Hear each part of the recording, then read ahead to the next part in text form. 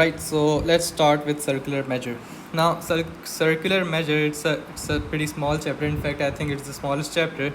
And there's really just two formulas that you need to remember, and I could just tell you the two formulas and be done with it. But instead, what I'm going to do is I'm going to walk through the derivation of those so that you fully understand where those came about. Now, starting with what you are familiar with, or rather what you should be familiar with, is the degree system. In a degree system, if I take my circle, so let me make a better circle. If I take my circle, let's say I start from here and I walk half a rotation all the way, so it's like I have walked to the other side of the circle. This angle would be 180 degrees, and then if you just take a straight line, the angle is 180 degrees.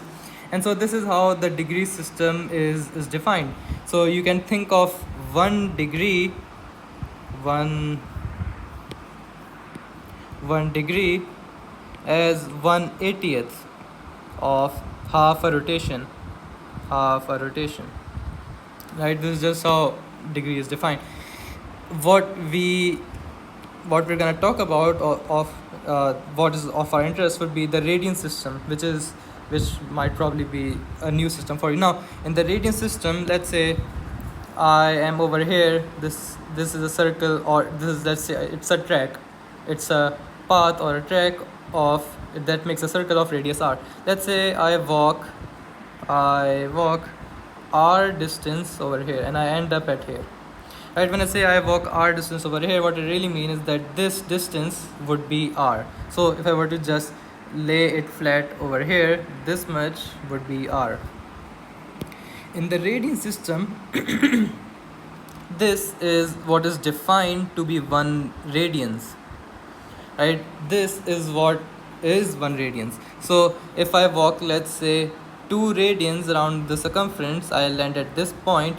This angle that I make would be 2 radians, right? And so we see that radians is simply defined to be the ratio of the circumference of that sector to the radius. So if I have any sector, right, let's say this distance is some value s, and this much is some value r. So this angle in radians would be s over r.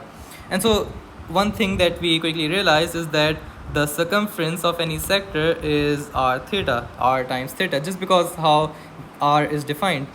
And what you would probably already know is that the circumference of a circle is 2 pi r. So if you take a circle and you walk a whole rotation around it, you would have covered 2 pi r distance. So in a circle, in the radian system, let's say I start over here, I walk to the opposite side over here, and I've walked a half a rotation. So it so turns out that this much area, that this much length that I have walked, this much, turns out to be 3.14159 and something times radians, right? And this is some number, some constant that we have symbolized as pi, right? You might remember pi is 3.14159. It goes all the way on. It's transcendental, that is, the decimals go on and there's no pattern in the decimals. Now, one way to visualize this would be, let's say I have this circle and I mark this over here, and let's say okay, so this is of radius r, and let's say this tire I have painted with some color, right? And I rotate it such that that marker I set comes to the opposite side. So in short, I have moved half a rotation, right? And the reason why I painted this tire was so that once I rotate it, it leaves some mark on the road or on the surface, right? And so that mark will basically be this distance, because this is the distance it covered, right? And so it turns out that this distance, if you try to look at it in terms of r, this much would be r, this much would be r, this much would be r, this much would be 0.14159 something times r. And so we arrive at the conclusion that pi is the ratio of of the circumference to the diameter, right? So the circumference is 2 pi r, the diameter is 2r. So this ratio of circumference to the diameter will always be pi, because pi in radians is just a half rotation. Alright, so our first formula that I at the start told you, there are two formulas. The first formula is S equals to R theta, right? And so one thing you might remember is that if we had in degrees, what we could do is to find the circumference of the sector, we could do 2 pi r, that is the circumference of a whole circle, times, let's say instead of theta I will use alpha for angle in degrees. So angle in degrees over 360, right? The reason being that if 360 gives you 2 pi r, if 360 covers a distance of 2 pi r, alpha will cover some x, so it's just the unitary system. Alright, so before we move on to the next formula, one thing that we could touch upon is moving on from degree to the radian system. So if I have my angle in degrees, how do I calculate it in radians? Or if I have it in radians, how do I calculate it in degrees? Right, so you can simply use a simple unitary method that if 180 degrees is pi radians, then x degrees, or I could say alpha degrees, is some theta radians, right? So let's say, what is 60 degrees in radians?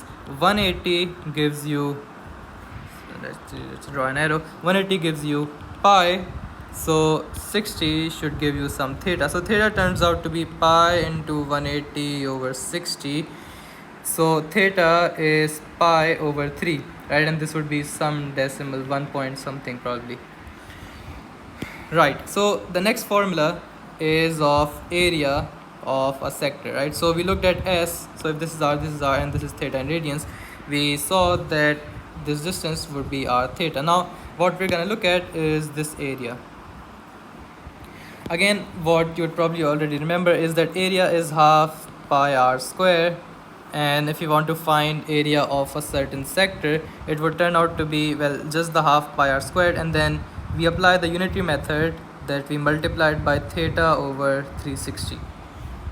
Sorry, not half pi r squared, just pi r squared.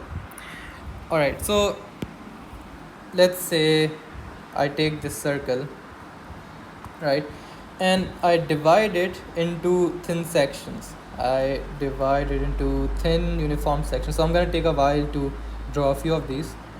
Alright, so I took my time to draw these out. Now what I'm going to do is I'm going to cut it through here. So these are all the strips that make up the circle, and I'm going to cut it through here. Now notice, if I have any strip like this, if I cut it from here and I sort of unfold it, I would get a triangle, a rectangle, right?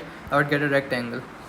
So over here, I first of all divided these into thin sections, and then I cut it, and then what I'm going to do is I'm going to place these in line. So the first inner section I cut will look something like this, and then the second one I cut will look something like this, and then I am piling up all of these rectangles like this, right? Like this, like this, like this, and this portion will be 2 pi r, simply because the circumference of this whole circle would be 2 pi r, and this much would be r, simply because that's the radius. Now notice that if I take very very thin sections, if my sections get thinner and thinner, something like this, and then I get thinner and thinner, and I am piling them up in a triangle, I would start to get this shape. I would start to get this triangle, right? So there will be some thin section here, some thin section here, and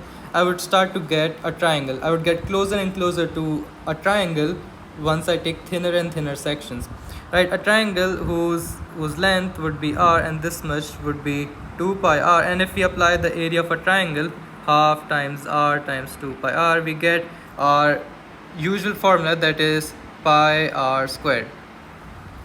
Alright, now instead if I cut it, let's say this much, if I cut this much of a sector and then I sort of line the same thing, I line the rectangles around the same idea, this much would now be, well, if this is theta in radians, then this would be r theta. So r theta. So my area of that sector would turn out to be half times r theta, and so I get my area of sector is half r squared theta, and this is my second formula, that area is half r squared theta, where theta is in radians, right? This would only work if this is in radians because of how radians is defined. And we're done. That's all there is to it. Just the two formulas, that area is half r squared theta, s is r theta in radians, and you would remember how to convert from degree to radians or radians to degrees, and that's it. All right.